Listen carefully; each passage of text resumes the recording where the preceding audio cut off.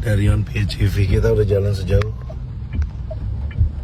hampir 1.200 kilo, tapi ini nggak habis-habis. Baterainya ngecas terus. Gokil.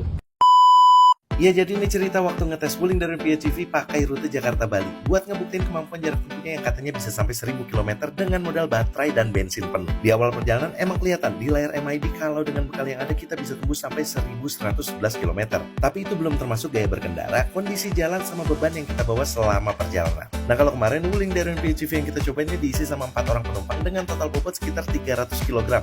Udah sama barang bawaan di bagasi belakang.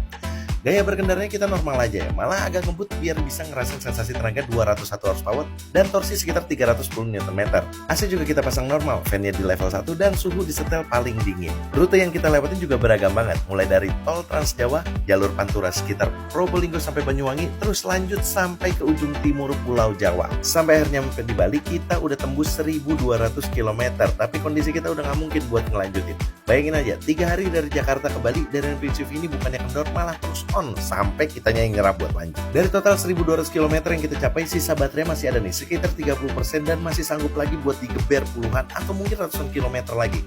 Kacau banget. Salah satu alasannya ya karena teknologi link hybrid system yang ada di Darion PHEV ini, yang benar-benar maksimalin mesin 1,5 liternya bukan cuma sebagai penggerak, tapi juga ngisi daya baterainya sampai tetes bensin terakhir.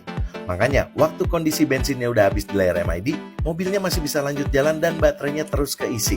Jadi nggak usah takut ya buat jalan jauh pakai Wuling Darion PHEV ini. Selain itu, selama perjalanan bareng Darion PHEV ke Bali, kita juga dibikin nyaman sama fiturnya yang banyak banget. Kayak Captain Seat di baris kedua, layanan hiburan di layar 12 inci, fitur ADAS, kamera 360 derajat, driving mode, dan banyak lagi. Saran gue sih, kalau kalian udah beli Darion PHEV ini jangan dibawa sampai ke Bali aja. Lanjutin aja sampai baterai dan bensinnya benar-benar habis. Jangan-jangan bisa keliling Indonesia lagi.